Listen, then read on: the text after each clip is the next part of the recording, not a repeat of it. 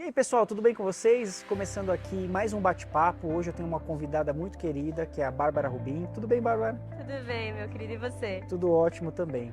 Bom, nós estamos fazendo Expedição Solar, que é um projeto que vai rodar 7 países na primeira temporada, para conhecer um pouquinho da história da matriz energética de cada um desses países e falar um pouquinho da transição energética e o futuro da energia. Quando a gente analisa o cenário na Austrália, em outros países, como é que está hoje, mas com uma bagagem maior, né, que o Brasil, em termos de como foi a lei, como que aconteceu aquilo lá, a gente pode pegar de exemplos e trazer isso para cá. Pegando um gancho com o que aconteceu, o que está acontecendo hoje com o nosso cenário de segurança, para a gente conseguir falar, não, olha, o Brasil está no caminho, não está... Pegando a 14.300 para a gente analisar, né? Então eu queria que você falasse os últimos tópicos que foram discutidos e qual é a sua visão sobre isso. Perfeito. A gente vive um momento, eu diria, muito ímpar no país e no mundo, na verdade, quando a gente olha para o sistema de compensação de energia ou para medição líquida, né, o tal do net metering, que é um modelo que existe em diversos outros países. Por que esse momento, eu diria, ele é muito especial para o Brasil? Porque a gente acaba de concluir um processo que dura 5 anos, que durou 5 anos, que era o processo de discutir a revisão do nosso sistema de compensação, da gente conseguir realmente trazer uma lei junto ao Congresso e depois da vinda dessa lei, a gente conseguir ter essa lei regulada pela ANEEL, né, nessa regulação que foi recentemente aprovada. Eu diria que esse momento ele é muito único por toda a mobilização e movimentação que a gente teve no Brasil. Mas quando a gente olha do ponto de vista de evolução de regras de compensação, o Brasil não é uma jabuticaba, né? Em que sentido? O que a gente vive aqui é realmente o que a gente viu de tendência para o sistema de compensação em outros países. É um movimento, por exemplo, que a Califórnia, apesar da Califórnia não ser um país, eu sempre gosto de fazer essa ressalva para o pessoal não achar que eu estou me confundindo. É um movimento que aconteceu na Califórnia, que inclusive está acontecendo de novo agora lá. É um movimento que aconteceu na Alemanha, um movimento que aconteceu na Itália também, que é começar o sistema de compensação com regras extremamente benéficas, para que isso sirva para deslanchar o mercado e aí depois que o mercado já está um pouco mais maduro, alterar essas regras para um modelo que seja considerado um pouco mais sustentável quando a gente olha para médio e para longo prazo. Então, o que a gente viu, né, sido refletido, eu diria, da regulação da ANEEL é realmente o fim de um ciclo que é o ciclo perfeito, Ricardo, não é o ciclo perfeito, sem dúvida alguma, mas é a regulação e a legislação que a gente conseguiu ter e que agora realmente significam mais segurança para o setor. Eu sempre gosto de dar o exemplo de que uma regulação imperfeita ainda é melhor do que regulação nenhuma. Uhum. Porque quando a gente tem um cenário definido, né? Tá claras as regras. Exato, é mais ou menos assim, olha, você sabe que vai chover amanhã. Se você sabe que vai chover, você vai levar um guarda-chuva, você vai colocar uma roupa que você não se importa se molhar, você vai pegar um Uber de carro, você vai se programar. Agora, muito pior do que saber que vai chover amanhã é não saber e você está no meio do caminho e começa a chover. Uhum. Então, quando o cenário está claro e tem as regras, a gente pode realmente falar, beleza, agora eu vou analisar, eu vou fazer as adaptações no meu negócio que eu precisar fazer e eu vou seguir o jogo. Uhum. E é isso que a gente consegue ter a oportunidade de fazer agora no Brasil, eu diria depois de 5 anos de discussão. Seguir o jogo e, de fato, continuar o desenvolvimento do setor. Legal. O que foi feito, como você falou, não é o melhor cenário, mas é um cenário viável para se trabalhar? Essa questão é muito levada assim, nossa, mas agora não dá. Dá. É isso que eu queria que você falasse. Dá. Eu já quero começar falando isso, né? Eu não vou nem deixar suspense aqui. Gente, continua sendo viável sim. Eu acho que é muito importante a gente esclarecer um pouco até das manchetes que surgiram sobre isso, né?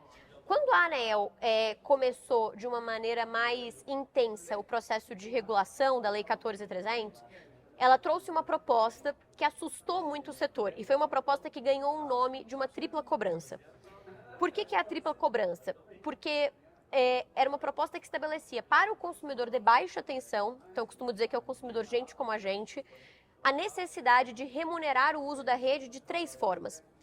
pelo pagamento do fio B, que isso não é novidade, isso já estava na Lei 14.300, isso já foi digerido. Mas além do pagamento do fio B, pelo pagamento do custo de disponibilidade, então da taxa mínima, e pelo pagamento da TUS de geração pelo consumidor de baixa tensão que gera a própria energia. Então, na prática, significaria que esse consumidor pagaria 2 vezes pela rede em reais por quilowatt-hora e mais uma vez pela rede em reais por quilowatt. Então, esse foi um movimento que, de fato, Ricardo, o conjunto dele era muito nocivo para o setor. Da forma como ele foi inicialmente proposto, a gente levaria o tempo de retorno de um consumidor residencial dos atuais cerca de 5 anos para cerca de 10 a 12 anos. Então, retrocedendo realmente o setor fotovoltaico brasileiro a patamares de 2014, por exemplo. Isso era muito ruim. No processo, a gente conseguiu melhorar esse cenário. E aí, o que melhorou nesse cenário? Primeiro, a disposição de que sim, o consumidor de baixa tensão vai ter que pagar a demanda contratada pela usina que ele tem instalada. Mas essa demanda só vai ser cobrada do consumidor que tiver um medidor capaz de medir isso. E aí eu já quero deixar claro para quem está assistindo a gente que o medidor que um consumidor que gera a própria energia hoje tem na sua casa, apesar dele ser bidirecional, ele não mede a demanda de forma bidirecional. Então ele não consegue ter essa cobrança sendo realizada. Bárbara, mas a distribuidora não pode fazer uma troca maciça de medidores? Poderia, mas não é viável, né, gente? Não é viável economicamente nem tecnicamente perto do que a gente tem hoje. Muito interessante nesse processo é que a ANEEL conversou com a ABINE. E a ABINE trouxe para a agência, olha, nós não temos capacidade hoje dentro do Brasil de produzir esse tipo de medidor na escala, também financeiramente, para fazer essa troca. Então, esse já foi um ponto de melhora, né? A gente restringir essa cobrança a quem tem o medidor. E o outro ponto é que mesmo nesse caso da TUS de geração, a cobrança ela vai se dar pelo líquido, digamos assim. Então, esse medidor vai medir o pico de carga e o pico de potência injetada na rede. E aí o consumidor vai pagar o quê? A diferença. Né? Então, na prática, por exemplo, um consumidor que tem muita simultaneidade, tipo um comercial... Não muda nada. Não vai mudar nada. Mesmo que ele tenha um medidor, não vai mudar nada. E essa é até uma conta muito interessante que a gente fez na AB Solar, que foi a seguinte. Na maioria dos casos, o valor que o consumidor vai ter que pagar de TUS de geração é tão pequeno que nem vale a pena para a distribuidora trocar o medidor dele. Porque o payback vai demorar tanto tempo para a distribuidora, porque ela vai trocar o medidor do bolso dela, que não vai valer a pena para ela fazer essa troca. Então, esse a gente entende que é um ponto que eu até brinquei com os alunos do nosso Masterclass, falando assim, gente, o impacto dessa medida, ele é mais teórico do que prático. Ele é mais... A hora que você traz para a prática... É isso, ele assusta. Fala assim, caraca, eu vou ter mais uma cobrança. Mas na hora que você traz para a prática, ou na hora que você faz a conta, realmente o impacto é muito pequeno. Então, isso é um ponto positivo da alteração. E aí, o outro ponto foi a cumulatividade da cobrança do fio B com custo de disponibilidade, ela foi retirada. Então, antes, se um consumidor consumia 1.000 kWh da rede, vamos supor uma tarifa de R$1, e ele injetava 1.000 kWh, o que ia acontecer? Ele ia compensar o consumo dele, ele ia pagar a fio B sobre tudo que ele compensou, então sobre esses 1.000 kWh, e além disso, ele ia pagar mais o custo de disponibilidade. Então, ele... a tarifa mínima lá. Exato. Do monofásico, bifásico, trifásico. Perfeito, exatamente. Que é o valor de equivalente a 30, 50 ou 100 kWh. Então, ele ia acumular 2 cobranças. Com a alteração trazida pela ANEEL, e foi uma alteração dos 45 do segundo tempo. Né? Assim, Ontem, exato. Foi no final da votação. O que mudou? Esse consumidor, ele não vai mais acumular as 2 cobranças. Ele vai sempre pagar o maior valor entre o valor que ele paga de fio B e o valor que ele deveria pagar de disponibilidade. Então, vamos supor que você tem um consumidor que o custo de disponibilidade dele equivale em moeda a R$100.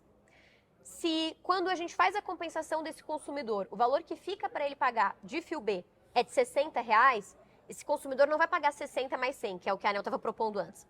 Ele vai pagar 60 mais 40. Por quê? Porque o mínimo que ele tem que pagar é 100.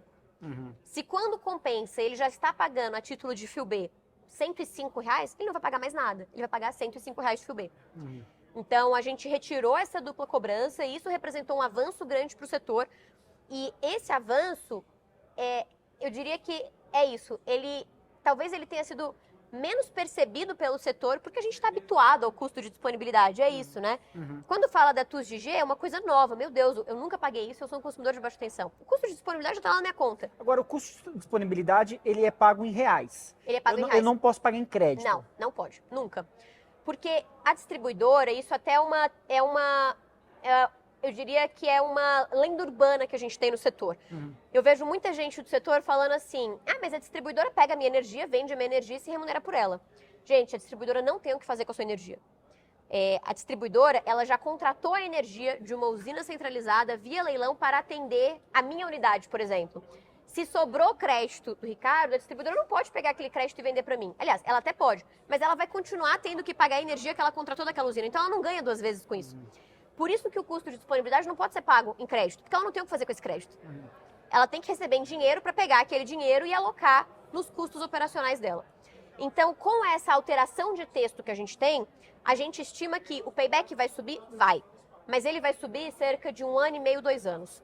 Então, por exemplo, a queda recente que a gente teve de preço de módulo fotovoltaico e do dólar já é mais do que suficiente para acabar, digamos assim, com essa alta de payback. Tá. Porque a gente piorou Anula. modelo...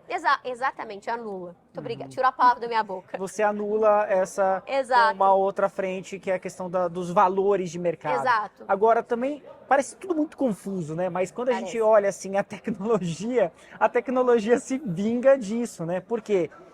O que é a simultaneidade para aquele leigo que não sabe, aquele consumidor que está falando, mas o que é isso? É a questão dele consumir a energia em real time, né? Em tempo real. Ó, eu estou gerando no meu telhado e estou ligando a televisão, ok, aquela energia está sendo consumida em tempo real. Agora, não é o caso de muitos brasileiros, que produzem energia e sai para a escola, sai para trabalhar. Quando volta, o consumo está à noite.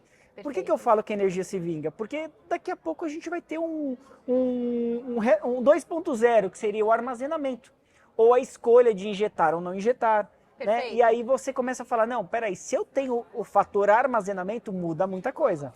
Com certeza. E eu até diria que a gente teve uma vitória ainda dentro da regulação, que é o quê? Que foi o fato de que antes, na proposta anterior, que não é a que foi votada, a ANEEL tinha trazido uma disposição de que o consumidor que tem direito adquirido, se ele quiser no futuro colocar uma bateria, acoplar um armazenamento no sistema dele, ele perderia esse direito adquirido dele. E na proposta que foi aprovada, isso saiu. Então, o consumidor, mesmo que já tenha direito adquirido, que esteja na melhor regra, adicionar se ele quiser, baterias, não tem problema, ele vai continuar tendo direito adquirido. E se ele quiser aumentar o sistema? Essa é uma dúvida que eu tenho. Tem muito essa dúvida. E eu posso te falar, eu estou me sentindo realmente uma vidente.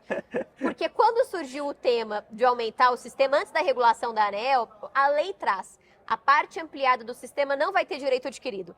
E aí todo mundo me perguntava, mas Bárbara, como é que vai ser se ela não tem direito adquirido? E eu sempre falava assim, gente, eu acho que vai ser uma regra de 3. E o pessoal falava, não, mas é absurdo ser uma regra de 3, porque não é técnico, etc. E aí na proposta primeira da ANEEL, ela trouxe a necessidade de ter um medidor separado, para a gente ter 100% da injeção. E a proposta da agência foi tão criticada que a gente voltou para a regra de 3. Então, só vai ser taxado, vamos dizer assim, o que foi ampliado. Então, se você ampliar a usina, toda a energia nova que você injetar, então toda a energia que você passar a injetar a partir daquela ampliação, a distribuidora vai fazer uma regra de 3. Se você tem um sistema que era de 3 kW e agora ele passou para 5, então tudo que você injetou, por exemplo, ela vai considerar quantos que são oriundos de 3 kW e quanto que poderia ser oriundo de 5. Se hoje ela já não consegue fazer, imagina... Vai ser o caos. Vai ser um caos.